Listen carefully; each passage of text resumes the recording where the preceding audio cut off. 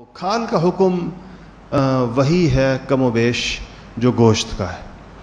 ایک آدمی جیسے گوشت خود استعمال کر سکتا ہے ایسے ہی وہ کھال بھی خود استعمال کر سکتا ہے۔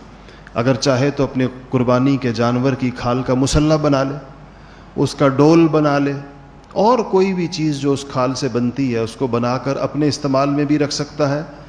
کسی کو جس طرح گوشت کسی مالدار آدمی کو قربانی کا گوشت دیا جا سکتا ہے، اسی طرح قربانی کھال بھی کسی مالدار شخص کو دی جا سکتی ہے کہ وہ اس کو استعمال کر لے، بیچے نہ۔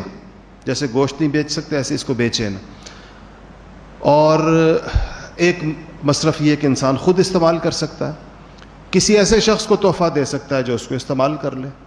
اور تیسرا مصرف اس کا یہ ہے کہ اس کو وہ اگر خود استعمال نہیں کرتا تو وہ اس کو صدقہ کرے گا۔ صدقہ کھال خود بھی کی جا سکتی ہے، اور صدقہ جو ہے وہ اس کی قیمت بیچ کر اس کی قیمت بھی جمع کرائی جا سکتی ہے۔ لیکن یاد رکھیے گا کہ اس کے اندر ملکیت، اونرشپ زکوٰۃ کی طرح ضروری ہے۔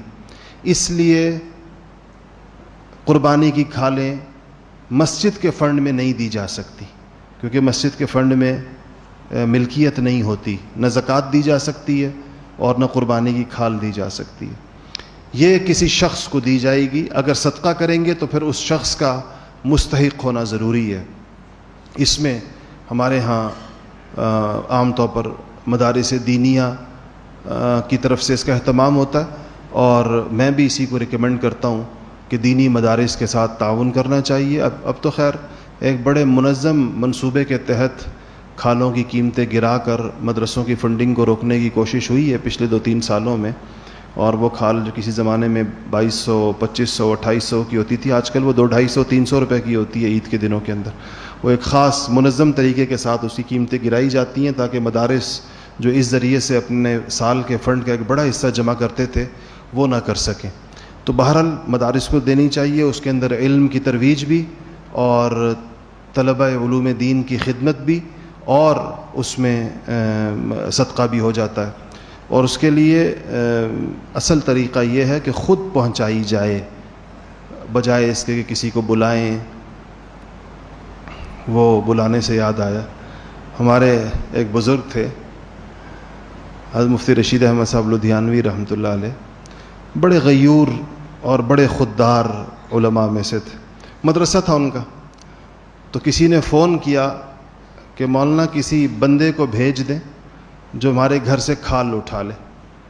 تو انہوں نے کہا کہ آپ ایسا کریں کہ تھوڑی دیر کے لیے خود ہی بندہ بن جائیں اور پہنچا دیں۔ تو بندے کو آپ بندہ بن جائیں تھوڑی دیر کے لیے اور آپ پہنچا دیں کھال جہاں پر پہنچانی ہے، تو ہمارے ہاں سے کوئی نہیں آئے گا۔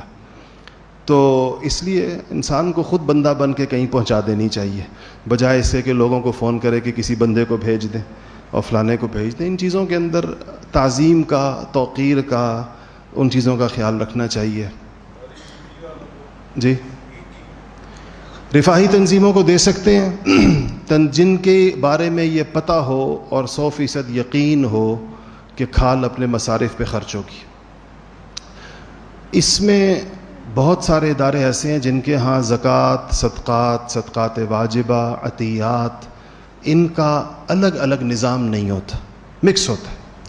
اب مثلا زکوٰۃ کو آپ کسی اجتماعی مقصد کے لیے استعمال نہیں کر سکتے، مثلا زکوٰۃ کے پیسوں سے ایمبولنس نہیں لے سکتے، پل نہیں بنا سکتے، اس طرح کھال کے بھی مصارف طے ہیں۔ تو اس لیے میں کسی رفاہی تنظیم کو اس لیے ریکمینڈ نہیں کرتا کہ مجھے یہ اطمینان نہیں ہوتا کہ کیا یہ اس کے مصارف سے واقف ہیں، کیا ان کے پاس ایسے لوگ موجود ہیں یا ان کے پاس سسٹم موجود ہے۔